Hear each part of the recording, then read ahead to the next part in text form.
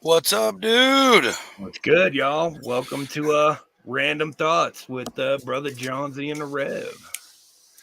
How's everyone's Thursday going? How's your Thursday, Rev? Oh, it's a Thursday of Thursdays, bro. It's one of those Monday Thursdays or what? Oh yeah, oh yeah. That's how it was at work, man. It just, anyway. I feel you. I'm not bringing that up. I'm off. We're off. Yeah, What we want to talk about that for? Works out. I actually love my job. My job is awesome. I really can't enjoy talk being shit. an electrician at a power plant. So, yeah, me too.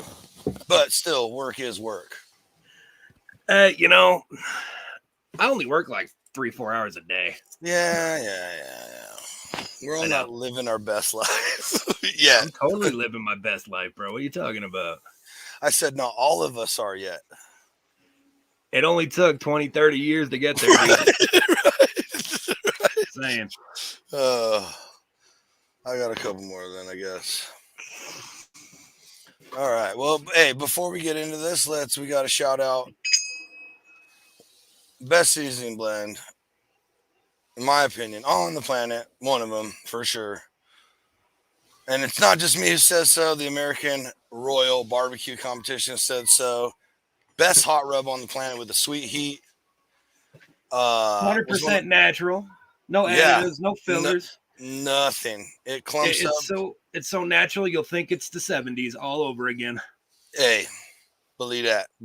So real quick, I just did pork butt covered in Memphis, and I feel like I've done it before, and I've done other things covered in Memphis because it's rapidly becoming one of my favorite, hands down, best pork butt I have done. I don't know, it's so good, man. I can't stop eating it. So, bro, I did that for dinner. I did pork chops with their Memphis rub, dude. It was delicious. Yeah. I ain't gonna lie, that was like 2 hours ago. That was lunch. That was dinner. Yeah. I gotta do that. Pork chops in the Memphis. Yeah. So good, dude. Yeah. So good. So we were finishing up kind of a tour, and then you brought up a topic for tonight: cast iron. The campfire cookery, man. Cast iron and all that good stuff. Which, I mean, I'm a huge fan of. I used to have all kinds of different pots and pans, and I have a few stainless steel and cast iron. That's it. I'm a big believer in the cast iron, man. If especially if you do it right. Because there's always these great debates about cast iron and how to season them and all of that. Oh, yeah. How you're supposed to clean them and take care of them and blah, blah, blah. One of the big things is, so when you get new cast iron, or if you get an old cast iron that you have to clean and re-season. Tone. Yeah. What's good, brother Tony? Math hole. Appreciate you. What's up, fellas? When you get cast iron, you have to season it, air quotes, right? Yeah. So what you're doing is creating a thermal polymerization. Okay. And basically by adding, like, a lot of us use bacon because, well, it's delicious and it's easy to do. But you're heat cycling it. And what happens is steel, especially raw steel, doesn't have a lot of additives to it. Like stainless steel is a blend of different metals. Yeah, they're all compounds or alloys. Yeah. Well, iron is one of the rawer forms of that. So it's porous. What happens is when you start that heat cycle, it opens up the pores. Mm-hmm. And it has these little pockets on a microscopic level, these little divots. So when you're adding your fat to it, whether it's Crisco or bacon grease or whatever, you're filling in those holes. You're filling in those little pockets and divots to create a flat surface. And what happens is when you heat cycle it, it has that thermal reaction and it creates a polymer on the steel to make it non-stick. It's essentially a natural version of, Tefal or Ingenio. That's you're doing naturally the right way what they did chemically in the crappy way. Exactly. Which is poisoning you folks, just so you know. That's science. Yeah, those black flakes in your food, that's not pepper. That's not pepper It's not anymore. pepper. Yeah. The pepper dissolved. Yeah. And here's the thing. So, One of the biggest things, yeah. once you've created that polymerization, it takes a lot to get it off of a pan. So Mm-hmm. you can like use dish soap on your cast iron and it's not going to destroy it. Now, if you go full send with a Scotch Brite or an SOS pad, Yeah, you're going to yeah, have to yeah. redo it. Yep. So it's now there's a lot of back and forth all over the internet on what's the exact recipe proper way to clean cast iron. And I don't know like the full I don't know what the exact if you can go watch a cast iron collector who's like an actual cast iron collector. What's up, Damon? Uh and they will, they'll show a video of the exact proper way to clean cast iron. You can go to Lodge, you can go to Griswold, Wagner, hit all the heavy hitters, and they are all going to have instructions similar but a little different, whatever. This is straight up, folks, how I clean my cast iron. Anybody can call me out they want to. As soon as I'm done cooking, while it's still hot and empty, I stick it back on the heat until it gets insanely hot. Take it over, pour a bunch of water in it, swish it around, throw it out. Now it's basically clean, and then I wipe it. Done. Put a little more oil if it needs it. Heat it back up so the oil soaks in.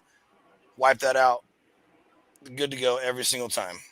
That's pretty much what I do. Unless it's like we've been out camping Oh, for like a week and there's that one that you forget to Tony's do it to. look at that. Tony's trying to show off. Oh, whatever. Wagner and Griswold, and you got the cool stuff. Just kidding, Uh, Tony. I have a Dutch oven from the 1800s that my great grandmother brought over from like Ireland. And that's probably, dude. That thing's probably worth a few $1,000. Like that's another thing. Cast iron it's in and it's cool and it's collectible. Crazy. Yeah, I but you know know. what? We've been making pot roast Yeah, with the exactly. same pan, with the same recipe for like 8 generations. And it's the best pot roast you'll ever have because that's where the flavor is. Hmm. Oh man, everybody's like, ooh, they're throwing down. Excellent. It's not the size, it's how you What's use up, it. cuz? It is. Hey, actually, one of my favorite pieces lately is my tiny little. It's like this big, like 2 cups, maybe a cup and a half size, little sauce pot from Lodge. Oh, dude, glazes, sauces, all kinds of Absolutely, dude. stuff goes in there, dude. I Love got it. one of I the love the it. wife got me one of the square skillets a couple years ago, and dude, I make like Japanese omelets in it. Yes. Okay. And let me pause this real quick. We got a question. We got a question about willows. Go ahead. Ask the question about willows. What's the salt intake on it? Hardly any. You can get their SPG. It's called high elevation and it doesn't taste salty at all. Sometimes I'll still add salt. If that answers your question, Aaron. Yeah, Erie's another. Erie, they make that's like where is that where Wagner or Griswold's from? I can't remember. One of the cool things about 5 years ago, Lodge came out with a special edition Lodge is campfire badass, dude. kit, and it came in like Yes. a handmade wooden crate with like rope handles, and it had like burned in logos and stuff, and it had everything. It had Dutch ovens, skillets, it had utensils, pot lifters, pot holder, because people forget you got to put that somewhere, Hmm. and it had space for utensils, and it all fit in this beautiful wooden crate. Yeah. So they have since not Lodge, but a bunch of other companies now have re-released stuff like that. I was just looking at those real quick, Aaron. If you look at the scrolling ticker, if you use Johnsy 2022 at checkout for Willows, it'll save you 10%. But yeah, so the craziest thing about this show, especially what we've been traveling on as food, is like what it always comes back to, like how did this come about, or you know You know, The, for me, the biggest thing is, especially when you're talking cast iron, you're talking campfire cookery over coals and flame and smoke.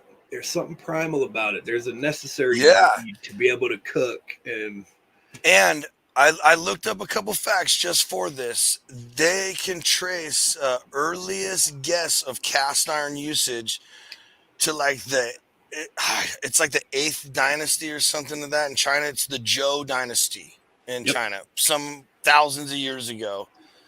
But if you think about it, any kind of iron tool, weapon, anything that was the beginning of cast iron right there. They just refined it by casting it in these awesome sand molds and figuring it out. And they no longer needed the amount of weapons and cannonballs and cannons anymore because we weren't at war on that global of a thing. There was more industry. And so they started making pots and pans. And that blew up. It's when there was no such thing as when like logging or people working out, like you say, perfect campfire. Well, who's always camping? Loggers and cowboys out running. And they could take what they used to do is they would take a Dutch oven, heat it up, cook everything over the fire, get it all hot, and put it in a box, line that box with straw. And by the time they got out to their workers, the meal was cooked and it stayed hot till they were done. Like, come and on. that's one of the beautiful things about cast iron is the heat retention and radiating heat. I knew this one old time we go out camping, and after the meal was cooked, he'd literally take the cast iron skillet that is still flaming hot and put it under his chair around the campfire. That's exactly how they used to heat beds back in the day. They weren't all necessarily cast iron. Some of them became steel, because it was brass, copper. Yeah, brass. It was lighter and easier to handle. But I just fill it up with coals, get it super hot, and stick it under the straw mattress. And they complain about gas cans. You know what I mean? Let's put this super hot. Combustible things can combust just from being heated up to the right temperature, right, folks? Bro, we have a story about that happened here in Flag about 2 weeks ago. So every year we make the national news for something called Tequila Sunrise. It's the local college. It's their homecoming. Mm-hmm. So they open all the bars at 5 a.m. Yeah, it's a rough day if you work in a restaurant industry or you're a bartender. Yeah, or if you weren't planning on being around a bunch of people. Oh, boy. Yeah. That means, the whole town's like a concert. Yeah.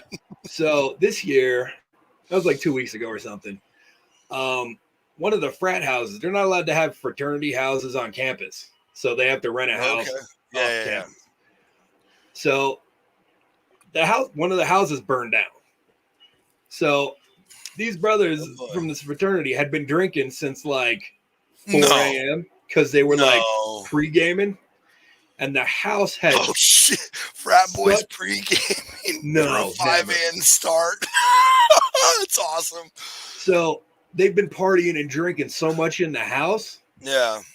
That the alcohol content in the air became combustible, but they didn't realize it. So they were out back and had a bonfire, and it blew up their house.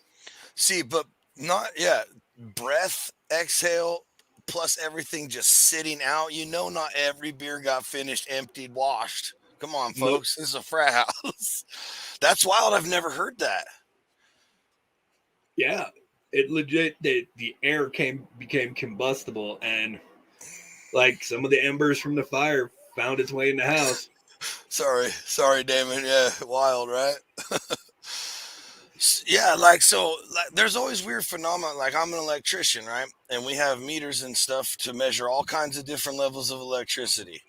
And they're made in a way that no matter what, as long as it's the right one, no matter what voltage or amount of amps is running through there, you can figure out what exactly is the amount running through there. Yeah. But there was I heard of this one time, but this one guy went to go test a high voltage, like stuff that Nombre does. and there was enough condensation in his in the meter at the time because he had gotten his truck and it was obviously snowing and freezing. Yeah. Turned on the heater and it just didn't have enough time to cycle whatever, and went like that. Boom! I mean, he's all right. I think the guy lived, and I honestly think he wasn't that messed up, which is surprisingly for an electrical explosion. But I bet yeah, he needed a change of shorts real bad. at least, bro. Hey, hey, like sometimes when you're like you hook up batteries, right? And there's always a little arc spark when you're hooking up the second Sure. whichever one it is, whatever leg, right? Yeah. When you're in like a big environment like a power plant, even when you're hooking up like a tiny little 12-volt battery or whatever, but the lights are out and all this stuff, and then you touch it and it sparks, like you immediately like, okay, yeah, it always happens. But Bro, I've done all the electrical sockets. I replaced all of myself in the house. mm-hmm. And where I live, the house is from the 70s, so nothing's brand new and everything's kind of interestingly wired. Oh, So, and it's been, and people got to it before you. That's the other problem. yeah. And I live in a trailer park. There's some trailer park shit that went down here. And of course, my brain wasn't thinking like that. So I just look at the panel, like, all right, that's the kitchen, that's the kids' room, that's the master. And I turn it off and go to like switch out one of the plugs and be like, God damn it. Mm-hmm. Oh, Like yeah, I know, dude. That's wild. Like, I'll go to these plants, like, or I mean, I work at a plant before when I was subcontractor. Worked for a subcontractor. Show up at these plants or whatever. And there's this whole beautiful printed panel schedule, and you're like, oh, nice. Just flip this breaker off. You walk over, and you're like, or the light's still on. So you go back over, you're like, oh, maybe it's wrong. So you click like the couple around it, you walk back and you're like, the lights are still on and the motor's running. Like, whoa, okay. Then all it is like you just have to go from the motor or the lights, like you just follow them to an endpoint and then just start tracing wires through conduit and gutters. And the problem is who knows how many electricians are there before you. And here's the deal: it ain't just the trailer park where people trailer park stuff. Know that, folks. They bring that shit with them. What's up, Rio? But yeah. So back to cast iron, and like what the greatest thing is, dude, is like it if you the simple little things we just talked about, if you follow that, just keeping it clean, and like keeping it clean ain't freaking hard, folks. It ain't hard at all. And they're like virtually indestructible. bro, Like I keep one in you the have back to of my try to break them. Jeep. Dude, I keep one in the back of my Jeep just for emergencies. My Dutch oven is in my Tahoe. Like, I took it up north and I was like, you know what? I'm just not going to take this out until I absolutely need to, because if I want it, hey, there it is. Exactly. You know, here's a simple test you can do to tell if you actually did the polymerization right. So number one, if you feel it and it's tacky, that's not done right. But number two, if you heat it up and you throw a couple splashes of water on it, if you get those beads to dance around the pan, it like skates across the surface. That means there was proper polymerization. If it doesn't, if it just sticks in one spot and turns to steam, that means your fat's coagulating, which means it wasn't polymerized.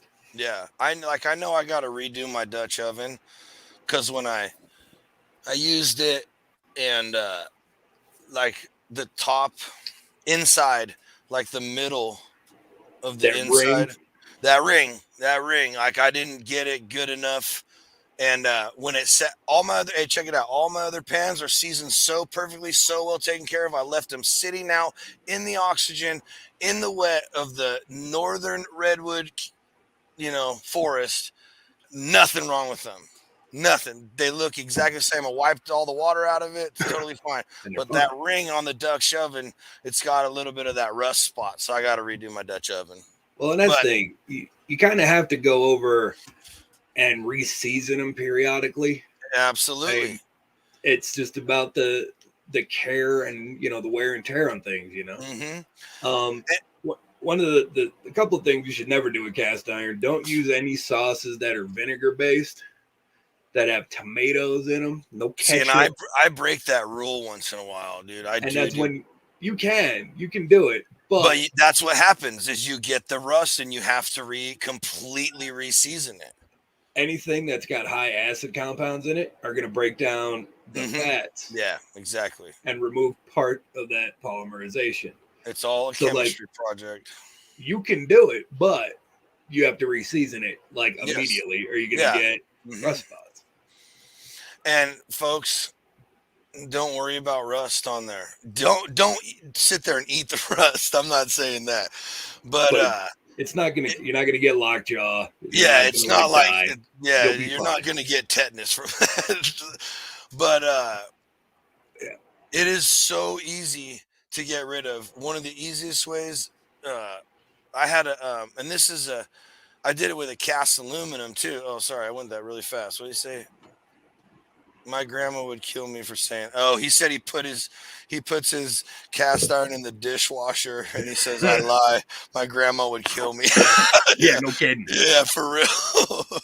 Hey, it's funny. Most people, like myself, we have that family thing. Grandma had a piece of cast iron, and then somebody's auntie, uncle, mom, dad got it, and then we end up having it. Mm-hmm. My Aunt Trish, she's also been in the restaurant industry for years, had a food truck in New York City. Nice. And my mom is the one who inherited the Dutch oven in our house. And to this day, she still is like, I'm going to steal it from you. I'm like, all right, good luck getting on an airplane. Yeah. I guess every once in a while, my sisters, before they moved to Tennessee, we'd walk around the house and like, oh, I'll take this and you can take that or whatever. And because it freaks my mom out. And she'd be like, what are you guys doing? We're like, oh, we're just picking out what we want. So we're just planning. Whatever the will says, it doesn't matter. We're not going to fight about anything. She's like, you're already planning our deaths. Like, but yeah, dude, no one's going to get any of my dad's cast iron, even if I have to end relationships. I understand that, bro. But yeah, dude, I don't have any old. I don't know if we have any old pieces like that yet. Because my both my parents are still alive, so they would have them still, I guess.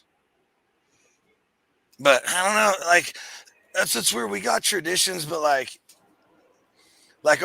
our Italian side, like there's some dark history back there, so it's like not the two people closest to me, my mom and her parents, where that comes from, they don't give a flying rip, it was not cool for them. But I'm like, I get that. Well, I'm not trying to talk about them. I'm trying to talk about the good stuff. But I get it because So we'll see. We'll see when everything. I'm not waiting. I don't take that wrong, internet. All right. All I'm saying is whoever inherits my cast iron collection is coming up. That's all I'm freaking saying. I say that to my older kids all the time. Like, you planning when I die already? For all the cool shit floating around? I mean, that's the thing. Like, if someone's going to get my cast iron, they're most likely getting all my barbecues, all my accessories. Like, someone's coming up fat. Yeah.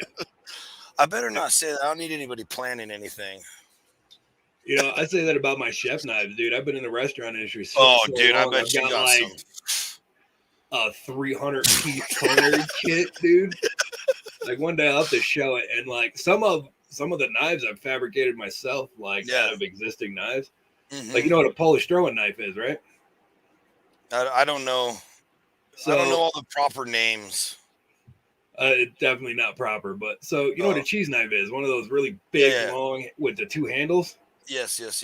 Polish throwing knife. Polish throwing knife. Yes. I get it now. I thought you said like Polistrova or something, the actual name of something. Oh.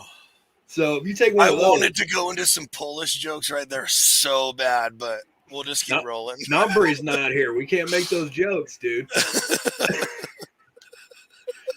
So yeah, if you want the best meat cleaver you'll ever own, buy a Polish throwing knife and cut one of the handles off. Yeah, for real. Dude, you got a blade that's that long and it's only this wide. It's a meat machete. Pretty much. Yeah. Pretty much. Wow. Yeah, that's a good idea. And it works especially if you're doing like whole hog or like full butchery, like half like heads of cattle and shit. Mm-hmm. You don't get that drag. Like meat cleavers are wide. Yeah. They're great for like hacking through bones and shit. Mm-hmm. But this, it's got the weight behind it, but you'll be able to glide through large portions of meat. That's crazy. When I go to Montanza, dude, I'm gonna take pictures of all the weird shit that we use and all the old school stuff and just have a conversation with you about this stuff, because they have this big cleaver and it's what they use to get through the last bit of head and cut the snout in half after we cut the pigs in half, right? And it looks like a big meat cleaver with like a 2-foot handle. Exactly. And it's like a giant meat cleaver. Yeah, exactly. But it's almost like it's like halfway in between a meat cleaver and what you're saying to do. You know what that's called, right? No, I can't remember. That's called a butcher's axe. So, okay. Pre-industrial revolution, when they were breaking down heads of cattle, is the only way you could do it. And some of those would be like 4-foot long blades, like huge. And they could literally dispatch a cow, skin it, remove all the good bits. Wow. And there would be one guy, they would hook it up on meat hooks by the hind legs, and there'd be a guy with that thing, and he would literally cleave it in the quarters. It looks like something a Viking should be swinging in battle. Yes, yeah. Okay, nice. Yeah, dude, you could just tell this. It's probably been in his family since the 1800s. It looks like I don't predate stainless steel. Yeah, I don't. Yeah, it's like not stainless. Steel. It is not stainless. That's for sure. It's not stainless. You know, I've got a couple of those floating around in my collection, and they're really hard to maintain because they predate stainless. So I cheat. You know what you can do? Next time you're at like Cabela's or Bass Pro Shop or something like that, go in the firearms cleaning section and find gun bluing paste. Oh, yeah. Okay. So what that is it's an oxidizer, but it's chemically formulated so it'll only bring out certain colors of the oxide. Once it's rusted, right? Yeah. So once you do that cold bluing technique where you put the paste on, let it sit for an hour or two, and then clean it off, it's always going to be that way. So then you don't have to worry about it rusting anymore. That's why. Okay. Yeah. Okay. That's why they totally use gun bluing. Yeah. That's really smart. I'm going to do that on one of my knives, actually. I don't know if I have sure paste. You clean it. I know I'm sure I have. Make sure you clean it really well. You got to use the paste because the paste is way more effective. Yeah, the oil is not going to. It looks like a toothpaste tube. Yeah. Okay. The liquid doesn't work the same. I know exactly what. Yeah, I know exactly what you're talking about. So what you got to do is clean it really well.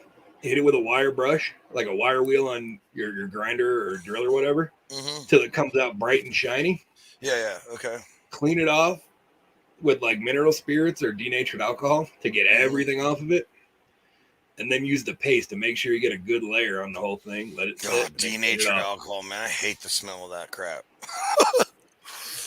And the only reason is because I've cleaned switch gears. Like, switch gears, for people who don't know, they go from the power pulls to switch gears. You know, there's like a transformer that steps it down. It's the main power for plants. It's a big deal. Well, smart plants every year shut them all down and clean them. Because yes, everything is everything will conduct electricity damn near, almost everything, more than you imagine, especially at these high amp and voltages. And that's the best way to clean them is denatured alcohol, because you Yeah. go through, you dust them, wipe everything down, and then you go through with denatured alcohol rag, and it gets every last little bit off. But huffing that inside of a metal box, and while it's hot, is not. That's a different kind of. Ugh. So check this out. So what are those large steel containers at the top of power poles? And what are they filled with? They're transformers, and they're filled with oil, They sure are. mineral oil. Yeah. So one of my former Does anybody stepdads- know why there's oil in there? Let's hear it. It's to cool the transformer coils, the windings of it. Anyway. So one of my former stepdads worked for Southern California Edison, Oh yeah, Edison. Yep. and he started off as a lineman. Mm-hmm. And back in the day, you're talking like in the 70s and shit. Oh, dude, that was. Hey, let me tell you, those linemen were a complete different breed, bro. Totally different breed of cat, dude. Yeah. I got a really hilarious story about him. But when he was a lineman, they didn't have safe, like OSHA wasn't a thing. No, Like not even close, dude. They climbed in cut off jean shorts and no shirt back then. Yeah, That's- exactly. I got pictures of my friend to prove it. Yeah, utility belt. They were strapping their spikes on the sneakers and shit. Yeah. All kind of, yeah, whatever. So he ended up, I don't know what the hell he was doing, but he ended up hitting one of those with an arc and blew the entire thing up, dude. Oh yeah. Like Dude, caught fire and everything. So similar story. We were moving a church. Well, I wasn't moving the church. They were moving a church. They had jacked it up. And we're moving this church, right? Like a block and a half. Literally, they went out of the parking lot, took this Turned it corner around to the and street moved it. behind it, and went to a Just lot took a on left. that street. Yeah, it was two rights, but yeah. And they a buddy of yours says, "What's up, Rev? Mike West." What's good, brother Mike? That's a friend of mine, affectionately known as the Holy Batman. Oh, He's genius. I myself Wasn't- worked as a kitchen manager at Denny's, and so did he. Mm. What's funny that you say Holy Batman is the last name's West, and Adam West played Batman forever. Exactly, dude. That's too perfect. Oh, So, you want to hear the most ridiculous story about a Southern California Edison employee? of course we do. You'll appreciate this one. We love so- burning people on the Dude Network. He was kind of an asshole, especially to my mom. So I'm not. Oh, I'm not send shedding it. any Let's fucking go. tears. Yeah. So what's the big deal with PG&E, dude? What was there's a whole movie about it starring Julia Roberts and Southern California Edison. Really? You ever heard of a movie called Aaron Brockovich when they were dumping all this? the Oh waste yeah, chemicals I've and actually shit? I've never seen it. I've never seen the movie. Yeah. I had no idea that's what that's about. Oh, I got to go It's back and about watch that PG&E now. and Southern California Edison dumping poisonous Yeah. chemicals into the well water in this town in California. Yeah. And, like, I know everybody had, all like- about- they were- Everyone they got were like- cancer and shit. Yeah, they were Yeah. nutty and yeah. What was the name of that town? I forget. Dude, but- I can't remember. Anyway. Yeah. So he I ended up kn- working yeah. his way up through the company, and he Okay. was like a senior VP when this happened, right? Mhm. And he lost his fucking mind. Like he was under so much stress, and he was this Yeah, oh, I executive, bet, and dude. like, this chick out of nowhere is suing the company, and they know Yeah. they're gonna fucking lose, and Yeah, you're dead wrong. like he had like a company paid for therapist that like all the executives had to see and shit. Yeah. And one day, because he lived in Ventura County and had to like drive everywhere and shit, so he's on the Oof. 101 Oof. right off of Seward Avenue in Ventura, California. Yeah, I know and exactly. he fucking snapped. Like oh boy. he like pulled over and turned his car off, and like didn't know who he was or like where, like literally his brain stopped fucking working. Yeah. And like Dude, CHP stress rolled is an up. animal, bro. Dude, like CHP rolled up and we're like, sir, and he's like, I don't know. And they called an ambulance and shit and like I hooked don't him up. And they brought him to like the funny farm, dude. They like the Yeah. huggy sweater, fucking guys with butterfly nets, the whole shebang. And they, because he has like insurance through the company and shit, and all of this insane stuff is going on with PG&E and these lawsuits and this whole town suing him. They get a hold of his shrink from the company. It shows up like a week later, and he's shuffling around with the grippy socks and shit, and the fucking One Flew Over the Cuckoo's Nest, fucking the whole nine. And he's like, I want to go home. Can I go home?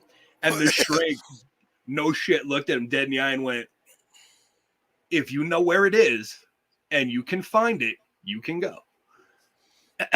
And he couldn't. Is he still there? No, this was years ago, dude. This is like back in the 90s or some shit. Yeah. But yeah, after that, dude, they gave him like full retirement, and he was like, that dude used to steal my weed. He was like a total California beach bum, dude. All he'd do is sit around, smoke weed. The other ridiculous story about that, so you remember video stores, right? We all love video stores. Video King, Blockbuster, Hollywood, yeah. So there was this like mom and pop video store in Oxnard, Which I was California. just about to say, those were always the best because they always kept all the cult classics around. They got all the cool shit. Yeah, exactly. But in the back, they had them red Oxnard. like saloon doors, right? So they paid the local college to make a commercial for like the local, what was it? KDTV. It was like Channel 9 or some shit. Okay. For a local TV spot, right? Yeah. And there used to be this law where you didn't have to make people sign like releases and shit if they weren't on the air for more than like 15 seconds. Yeah, it was a totally different set of rules back then. Totally different time and shit. And we're a better time. Yeah. So me and like the homies are watching TV and shit. The commercial comes on, and that idiot is walking out of the barn doors, dude.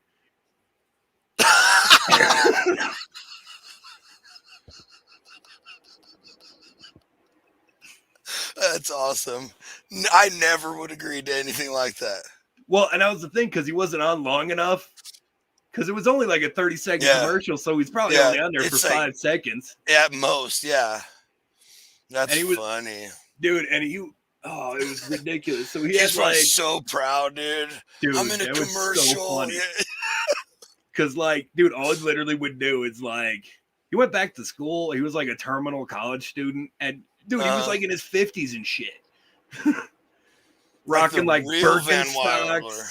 Fucking, like, a pony, like, the rat tail ponytail. A fucking polo those shirt are the best, shit. dude. Yes. Dude. He was, like, a total burnout and shit. He's, like... We literally had that guy retire. He just left our work as, like, a regional guy. Like he didn't smoke because he works for a power company and shit, but it just the rat tail ponytail. Like, yeah, dude, you could tell if he wasn't wearing freaking work boots, that you are required in PPE. This will be wearing Birkenstocks, toe socks and shit, corduroys that are too big. Yep. Yeah. Those fucking corduroy jackets with the suede patches. Yeah. Or the fringe leather suede. Yeah, dude. And like, dude, all this guy would do was fucking spend my mom's money. Dude, I'd go to like fucking Twist Up a J, and my fucking stash would be gone, dude. I was so fucking mad at that dude. And he like apparently all he do is smoke weed, watch porn, and go to college. What a life, dude. That's insane. And he was one of the dude, he didn't even have like a major. It was like he was undeclared. So he'd be like, all right, I'm gonna take underwater basket weaving this semester, or fucking They're just like, making up bro, courses. You're like 56. What are you doing with your fucking life? The greatest thing is like colleges will just start making up fucking courses because like, hey, there's idiots like this giving us money. Yeah. Absolutely. Uh-oh. Oh boy. Uh-oh. Looks like Texas messed up, bro. Uh-oh. Are you getting all those dings too? Exactly. Holy crap. I was like, what's happening? Is there an emergency? I know. I was like, dude, somebody's house burned down? Shit. For those who don't know, us and the other creators on Dude Network, of course, have to communicate. So we have like group text and all that. and someone just blew up our phones all at the same time. Apparently over a super dry steak. Yeah, I thought it was literally thought like there was like an Amber Alert or something. Yeah, Like why are both our phones dinging the exact same? Yeah. Oh man. Well, let's see. Oh, BT Lee's. At least it was. At least it was. Well, I don't know. It said dry steak, Brian. It said dry steak. Apparently, Nombre knows how to cook a steak very well done. Oh, Nombre wants us to see his overcooked steak. Oh boy. Hey, I don't even know if he's watching, but this is getting clipped forever, Nombre. Oh, that's not even coming across good right here. It's not good. Not good. Here it is. Hey man, Tony, Texas messed up. We need to celebrate. Should I put on a Yankees hat for this dude?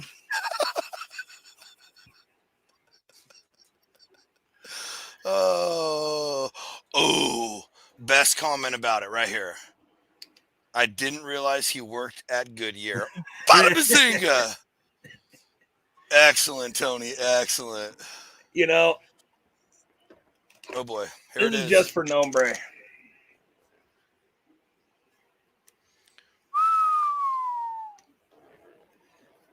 That would be Joe DiMaggio hitting a grand slam home run in the original Yankee Stadium. Nice. Yeah. I hate the Yankees, but you can't argue with those Yankees. Those are different Yankees than the Yankees we deal with now.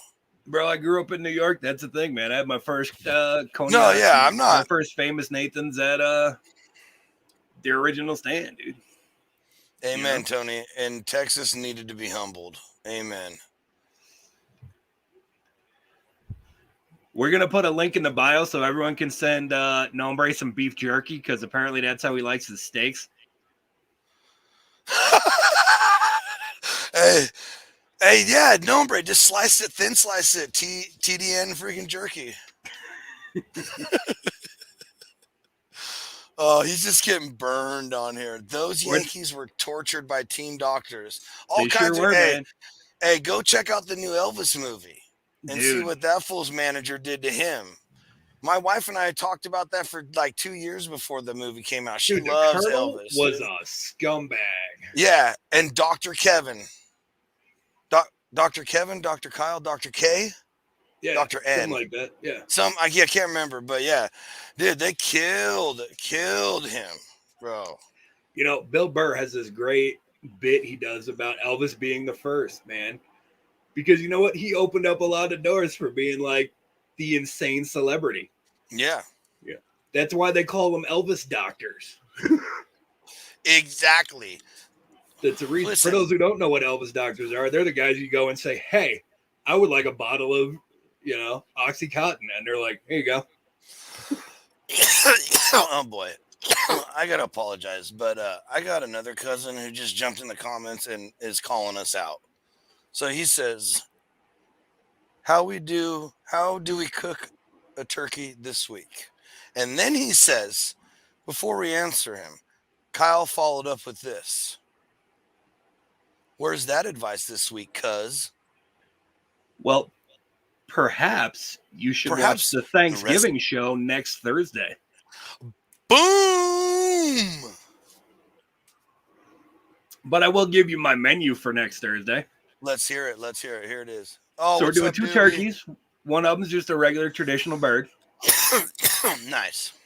We got kids. We can't do anything too fancy for them. So we're doing a standard menu for that, mashed potatoes, gravy, turkey, stuffing, all that good stuff. Kyle, listen now. Right? So the other one for the rest of us, we are now, Tony. Apparently we are. Yeah. The other one is going to be a Cajun style. Ooh, nice. Right? But get this. So I'm going to do basically all the mise en place for like a jambalaya or a gumbo. Oh, okay. It's going to be the stuffing. But then we're talking like crawfish tails, shrimp, and Dewey sausage, the Holy Trinity, the Godfather, all that good stuff. And it's all going to be tossed in with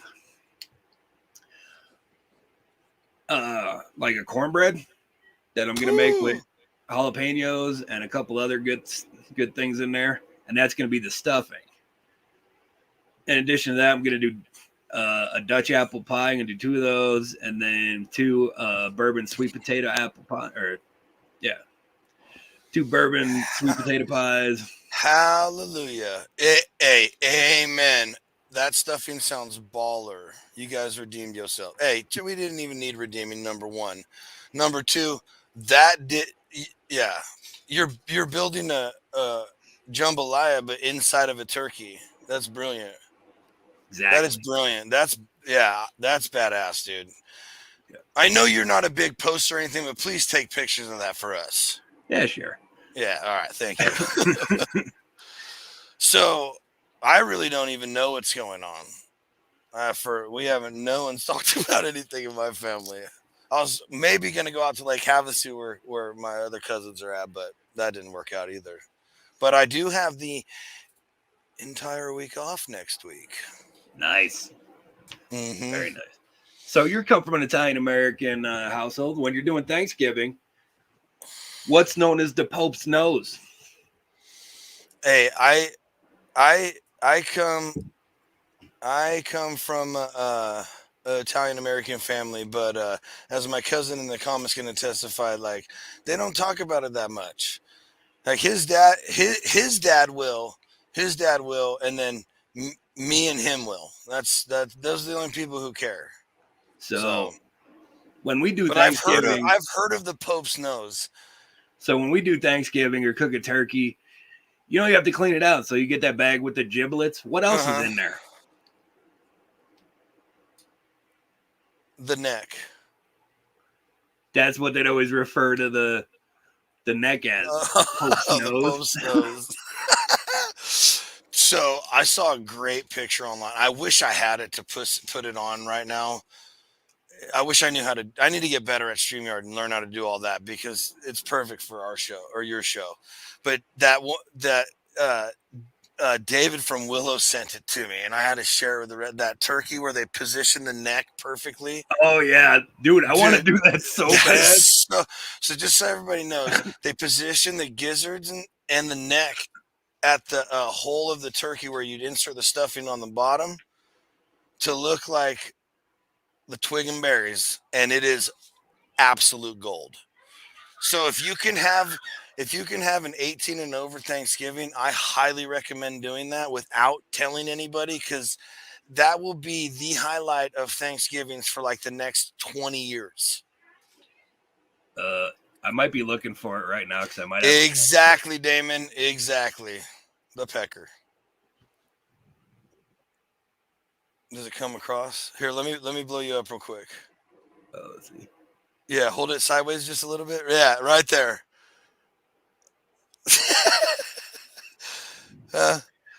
That'll really throw them for. That'll start the conversations right off for Thanksgiving. You know what I mean?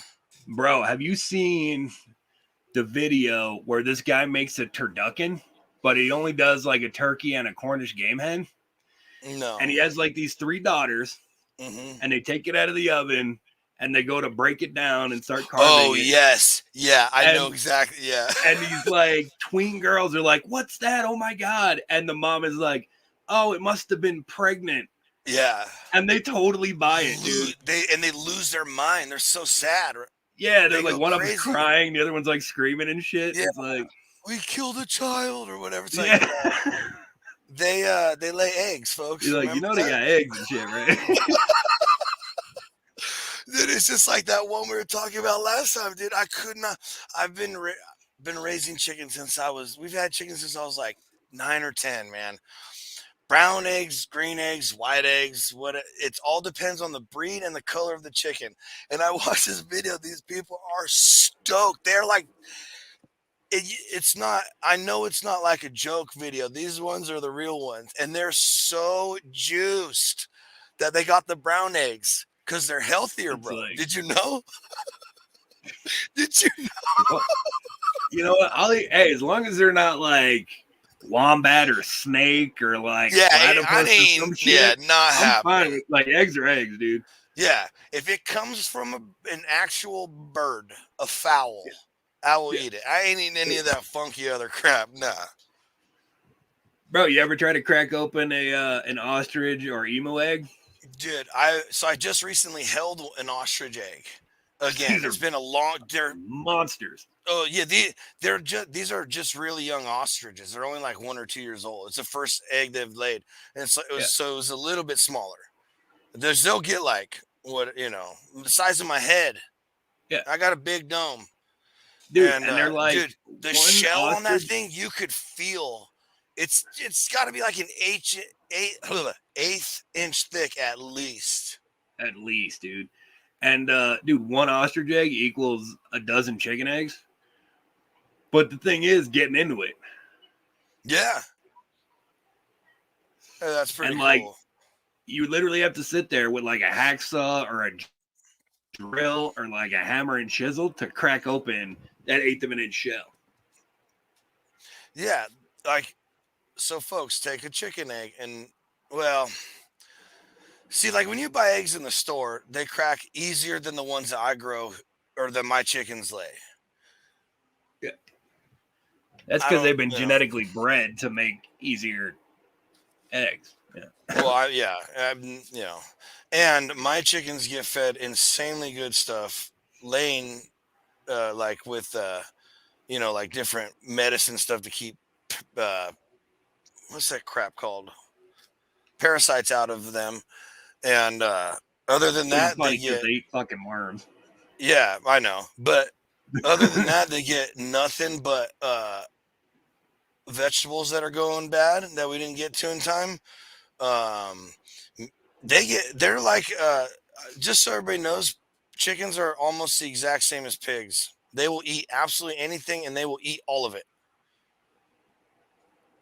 Uh, all right, we can do that. We can do a whole show. Maybe not on this one if Rev doesn't want to, but there's more coming to the Dude Network. But we can do a whole segment on chickens. Oh, we do a whole episode on chickens. Yeah, yeah, absolutely. Like we could totally do that. Yeah. From egg to chick to teenage all the way through. I've done it forever. I Or know the Rev's cooked or them the probably different almost every way you can too. So the chicken or the and the different egg. variations of chickens. Every Yeah. from the standard chickens you have that you get at the grocery store to like the Chinese black chickens to Yes. all kinds of stuff. Or the Japanese fighting chickens. These Yep. roosters are like this big, but they're worth fucking $17,000. Yep. Sick. There's some crazy stuff out there. So here's a But helpful hint: if you're gonna make deviled eggs next week, buy a dozen or 18 or whatever, however many eggs you're gonna buy them now, like tomorrow. mhm. Older eggs are easier to shell than newer eggs. So what Mhm. happens is if you ever cracked open a hard boiled egg, there's that white membrane that separates the Mhm. shell from the eggs, right? The older they are, the tougher that membrane is, which means there's going to be a separation between Mhm. the actual cooked egg and the shell and that membrane. It'll make your life way easier. Or just a thought, you could cook them like they do in the Philippines and just shoot them down, folks. If you don't know what I'm talking about, listen to the Watch last last week's episode. episode. The company I work for, every year we have a Christmas party. And for Mhm. some reason, there's a sushi restaurant. It's called Karma's. And they have great stuff. So they cater our Christmas party from the sushi restaurant. And one of the big things is they do shooters of raw quail eggs. The little speckled quail eggs. Oh yeah. There's some poor bastard at that restaurant who has to cut the top out of 200 of them fucking things for our Christmas party. See, I hear about jobs like that, and I absolutely understand why people would go postal. Because after, and I'm being generous to myself, generous. I'm making myself look good. After 75, bodies are dropping. I will be like that guy from SoCal Edison. and just pull the car over, and Just I'm in pull the the car kitchen. over. Just Yeah, and I'm in the kitchen. Turn the I'm not engine even in the off, car. I don't know who I am. I don't know what I'm doing. What are these little the guys with the balloons? butterfly nets and the rubber truck, bro. That get you that bunk room with no doorknob. Hey, bro, I've only been a half a step from that guy since like 9. So We've all been there, but we all seem to hang on to some relative yeah. sense of reality. Like, don't climb to the clock tower with the deer rifle today. It'll be okay. Yeah, it'll be right, yeah.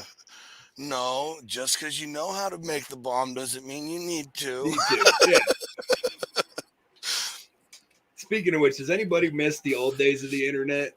Oh where boy, you can look up the most, but like verified. He said since birth. Yeah, I've been a wild one. He knows. He's a little younger, so he heard all the stories of me and his older brother and stuff too before, and then now he's known ever since. So, but what were you saying? Yes, I miss the old internet. Absolutely. Like the days of rotten.com, you could download well, hold on. Oh, I went on there one time, once, dude. And one time, dude, I used to look at that shit all the time. No, dude, man. It was because I went through and I was like, okay, I don't want to get into this too crazy. And I clicked on one thing, and it was a child boy who had gotten their hand caught in a meat grinder, bro. And there are some things in life when you see them, you never unsee. And I have never been able to unsee that. And I didn't want see, but I was a junkie for that kind of stuff. Like I have you ever seen the Faces of Death, dude? Yeah, Faces of Death or August Underground or the Serbian Olympics, film dude? or dude. Absolutely. Freaky, morbid stuff. What was cool about Rotten.com is they had the day in Rotten history where they cataloged all the weird shit that happened that day. Yeah, that's right. I forgot about that. Yeah. Yeah, that's good stuff right there. The good old days when you could download like the Anarchist Cookbook and shit. Yeah, which I may still have a copy of. Bro, we need to talk later. I've been looking for a copy of that. I bought it originally. I will tell you this, and I will say it live. I don't care. Come find me. I had a copy. If I can't find it, I do know where to get it. I do. I'll get you a copy. Dude, I bought a copy originally. 99% chance it has to be digital, but I'll get it to you. I bought my original copy of that back in 1994 at Tower Records. Yes, Tower! Yes! Fuck yeah. And I bought my first Bad Religion album there. I love it. Yes. Back when the parental advisory sticker, good old Tipper Gore, screwed us for about a decade. Yep. And they let me buy the book, some concert tickets, but my older cousin had to buy like 3 metal albums for me because it had the parental advisory. Yeah. Stupid, dude. It's like, you know what this book is, right? Yeah. Like, you know what band I'm going to see, right? Yeah. Dude, and there's so many people who don't even know anything about that book. They may have heard it. It's like an urban legend, dude. Yeah. That book is read the whole thing cover to cover. Like yes, the first times. Yeah. The last page had a poem by Ho Chi Minh and shit in it. Ho Chi Minh, yep. Dude, it's just like it's cool, and then you get to these ones where it's like how to steal someone's identity. How to commit perfect credit card fraud, and you're like, oh, this is a bad book. I shouldn't be reading this right. I'm gonna get in trouble. Yeah, but dude, it's funny because I've have you ever seen any of the interviews with the guy afterwards? Like, because he got hated on, dude. Yeah, fucking Lieutenant Colonel Christopher Powell. Yeah, and they're like, why would you write anything like that? And he's like, he was all part of like the punk and F the government, anti-establishment movement. And he's like, I get now that, some of that stuff probably should have been edited out, but. Well, and that's the thing, man. We have a bookstore here. I know, it's weird. It's an actual store that sells books. We have one. Yeah, we have one.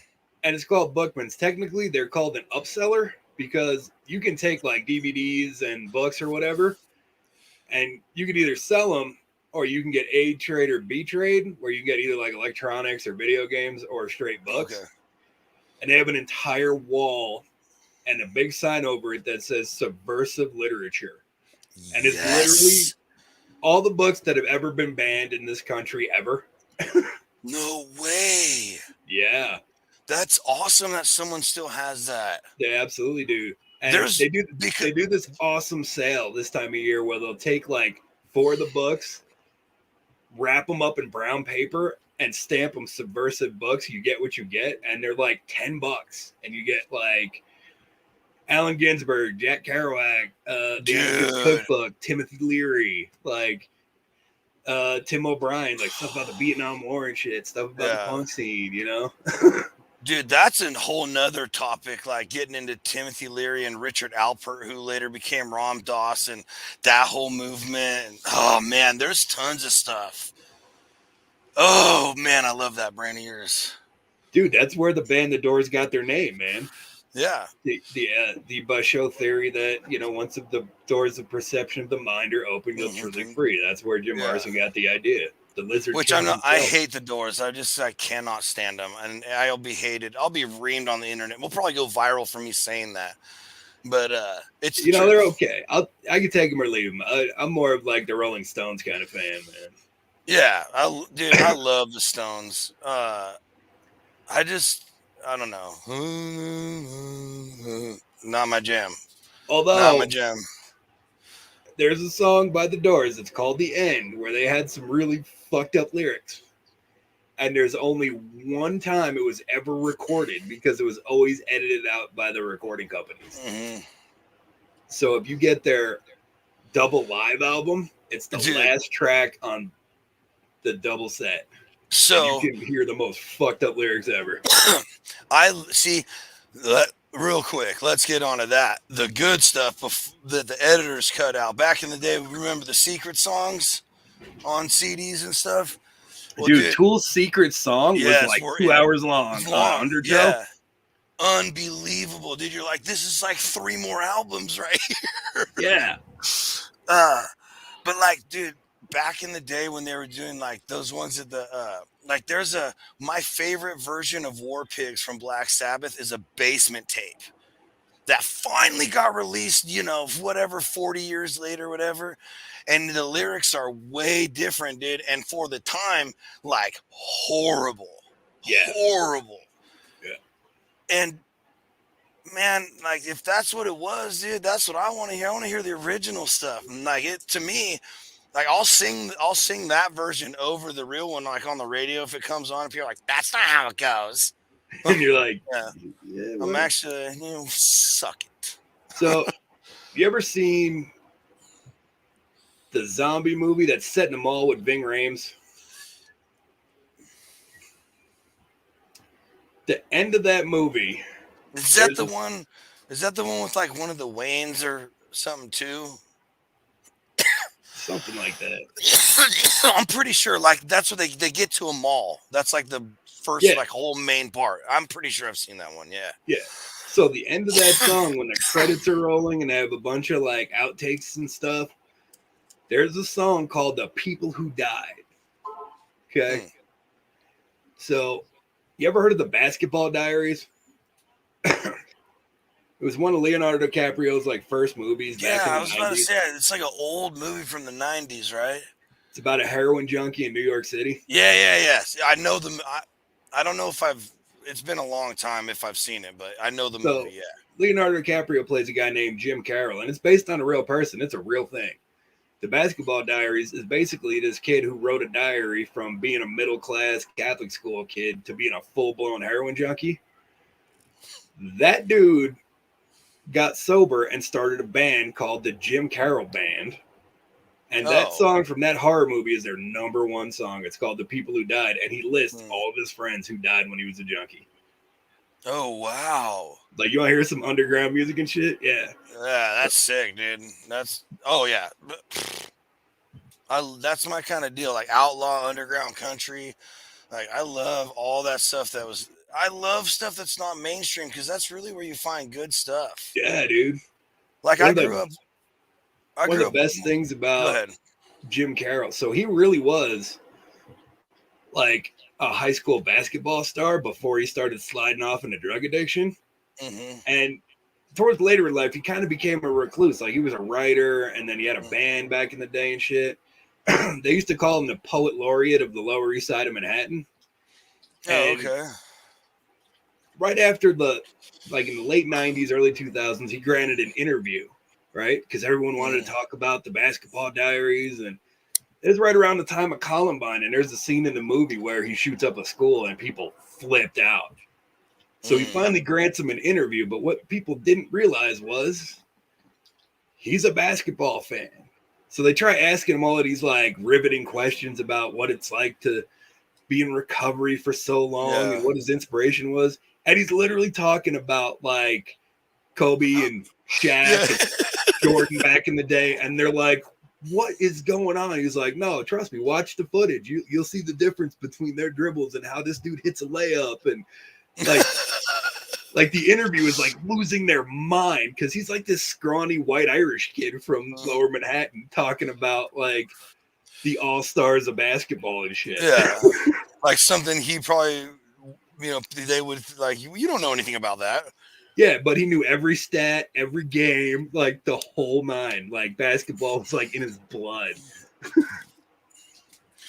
Yeah. So I met I'm pretty sure he was autistic, uh, or Asperger's or something on the spectrum, but he lived in Washington. I met him through my cousin used to live up in Gig Harbor.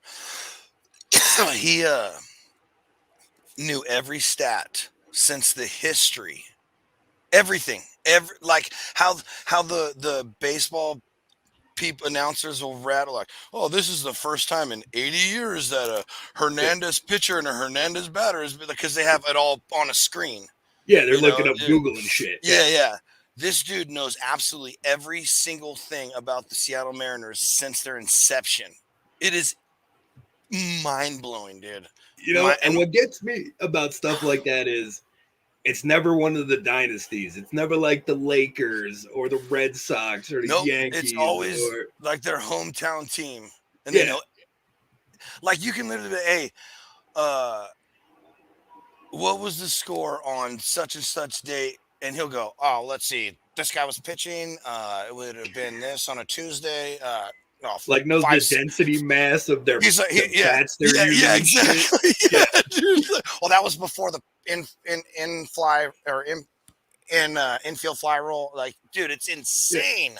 Like knows the name of the cow they made the catcher's glove out of and shit. It's like, but just about the Mariners because that's all he cares about. Yeah, He don't give a crap about anybody else. yeah. Die hard Mariner, and he knows every. I just, yeah, man. I wish I remember stuff, and there's a lot of information here, but it's like if I can coax it out at the right time. Sure. I've Uh, probably like forgotten more shit than more I know now. exactly. That's what I'm saying. Like the amount of information that's been in, maybe it's still in there, but it's not Trying to accessible. retrieve it. It's The not worst thing accessible. is though, and you can attest to this because it's not just me. You'll be trying to remember some shit. Don't even.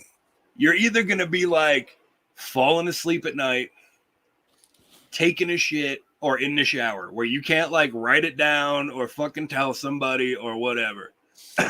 That's where you have your absolute best ideas. All Absolutely. these crazy thoughts. And every time I need to remember something in the middle of a conversation, it just goes poof.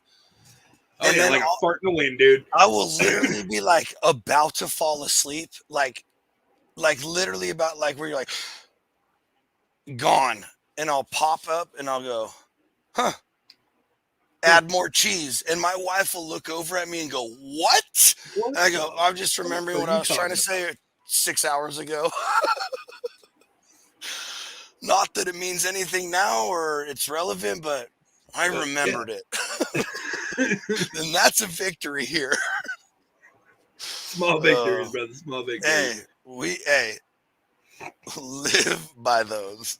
Absolutely. So just because we're talking about odd and interesting things, I've had some very interesting encounters in my life. So I inadvertently met Redman and Method Man from the Wu-Tang Clan. Totally, I didn't even know who they were at the time. Isn't that always how it works? Dude, one of my homies, his old lady was throwing him a birthday party. This is back east in Brooklyn. Mm-hmm. And they were like sleeping on someone's floor, like the apartment above them, and there's a big house party. And I'm coming in with a case of 40s because Mickey's is delicious. Yes. And these two scrawny black dudes are sitting on the couch smoking a blunt. I'm like, yo, you want a 40? They're like, for sure. You want to smoke a blunt? I'm like, yes, I do. And I didn't even think about it, man. That's just kind of like the world we lived in. And like 6 months later, I'm like watching MTV. I'm like, yo, those are the guys from the party. That's sick, dude. That's tight. See, like I hung out with bands that like people know who My Chemical Romance is. I kicked it with them and we got lit. But my wife and my oldest kid are shitting bricks right now, bro. Not even gonna lie. Hey, so tell them this: the little short guitarist Frank is a diehard Nightmare Before Christmas Tim Burton fan. Diehard, right?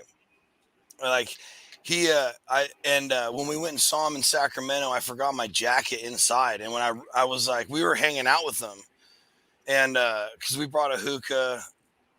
It's a whole story. We'll get into that part later, but funny you say that. The bouncer was like, can you get him back in here? And I'm like, no, dude, like the band is waiting for us. Like we were just in a Static Lullabies tour van.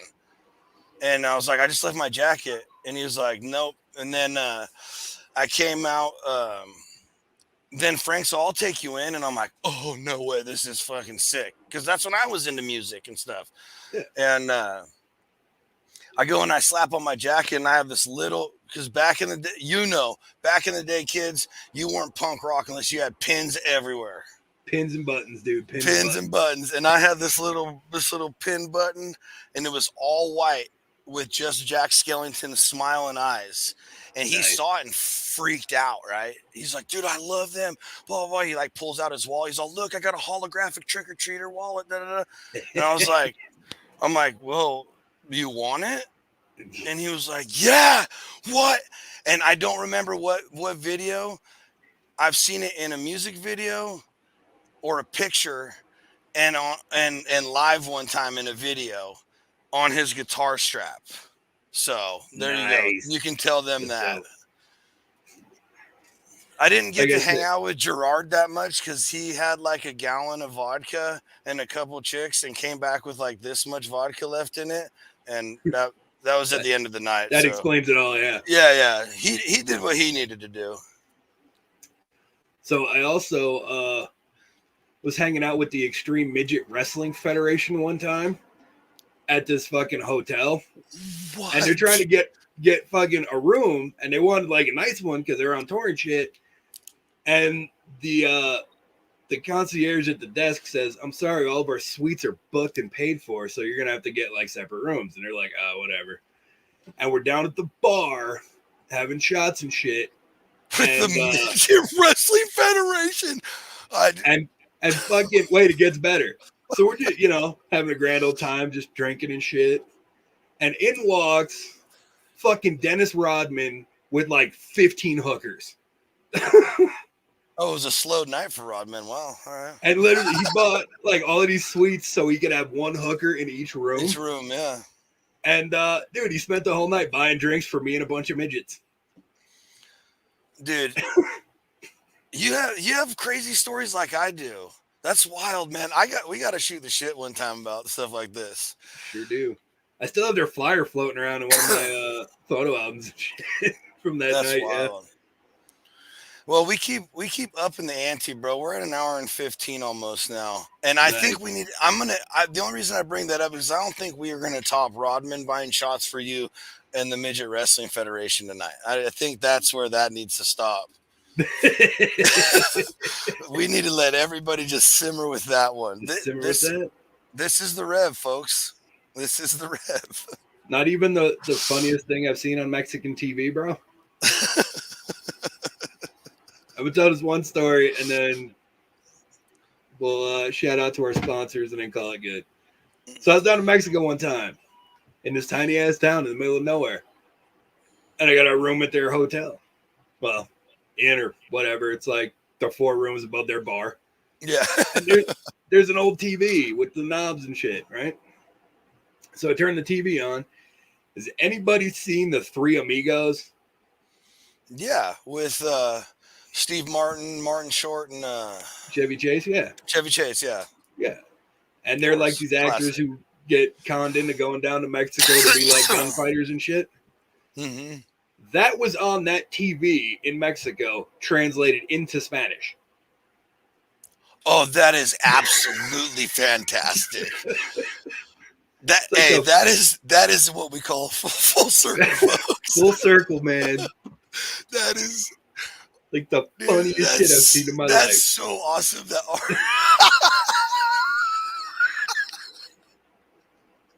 Oh, dude, that's great.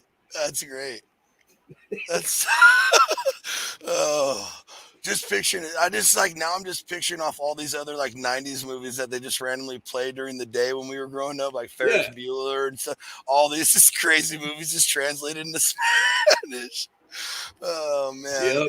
And them not really getting it, maybe, because like especially movies like Ferris, like these stupid Americans. Like nobody got the irony in that.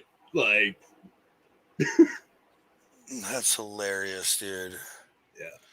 Oh my gosh. Yeah. Three Amigos. Like how, what's the chances? What are the chances that like that's what's on when you? That's the one. It could have been anything from the entire country of Mexico. Anything, dude. Or the inception of cinema, but it was that one movie. Yeah. That's fantastic, dude. Yeah. Man. I'm glad we stuck around for that one. Right. Well, where are we headed? Are we doing, so I guess we're doing a Thanksgiving show. I think we're doing Thanksgiving next week, brother. All right. We'll carve out an hour, recap. Yeah, we do that. Talk about traditions or whatever. Sure. We'll see what spills out of the beautiful mind of the Rev. That's a long, strange trip, as the Grateful Dead used to say. Hey. Amen, brother. Amen. I still trip out on mine once in a while. Like, oh. You should try wandering around up here for a while, dude.